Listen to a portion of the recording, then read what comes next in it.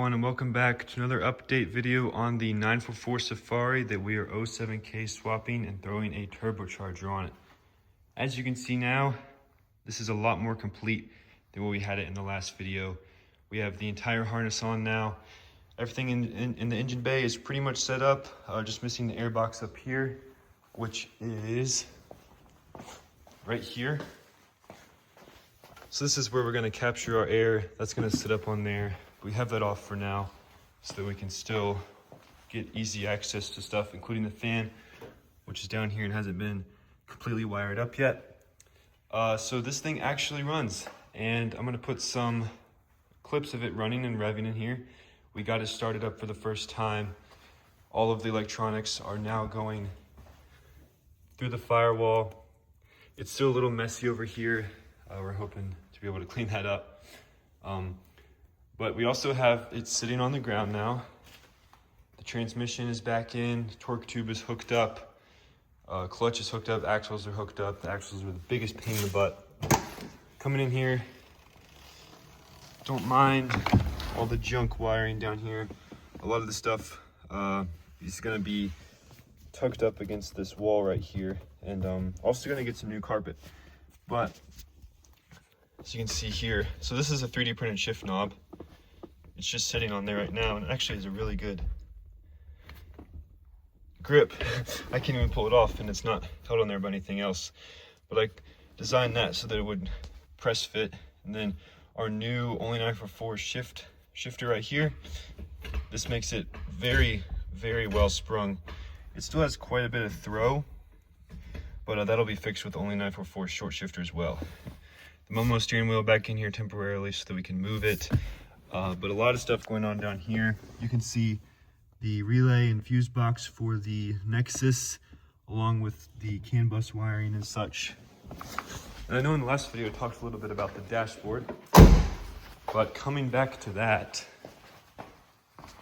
over here, we got the Haltech IC7 dash, and I cut this plate that goes in here and holds the dash in place.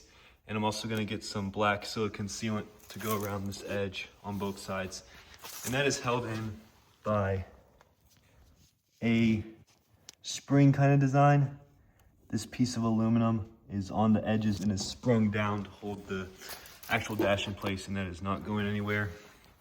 And I still have yet to get the dash cover, but that'll be very soon. Also, something that is new here are the headlights. These I just got and put in. These are from eBay and only about 39 bucks. And they're technically Jeep headlights, but they're 7 inches. They plug right into the stock harness and they work amazingly. And they even, I wish I could show you right now, also put some pictures in there of those working.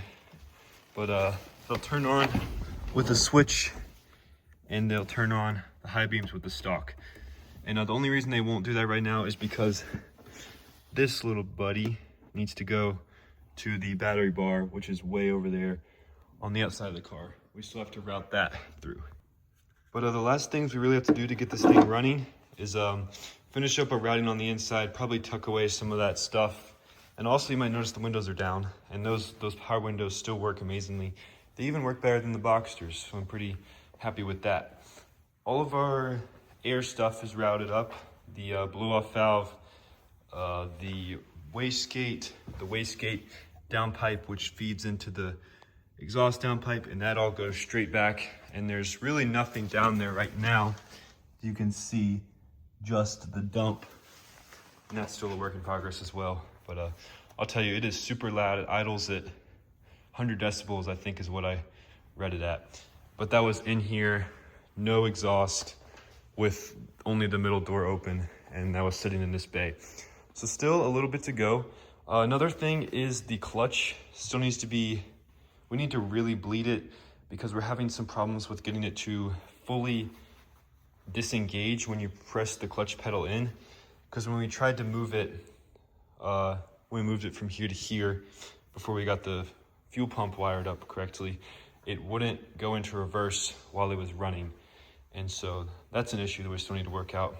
And also some of our coolant isn't moving like it should be. So my uncle suggested that we park it on the big hill out there and have the coolant kind of manually flow around and see what happens with that.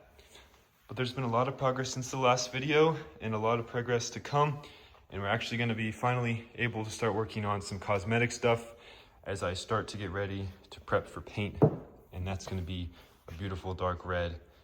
And you might also notice back here, the wheels are a little bit wider. We originally had 20 millimeter spacers, and I got some 28s. I put a 25 and a 3 millimeter together. So now we have a nice good bit of spacing back here. And before it had a little bit too much tuck, but it is a rally car, needs some tuck. And we're actually probably going to raise this up a little bit more for the sake of these tires, because they do drag a little bit in sharp turns. And that's something we don't want to repetitively do.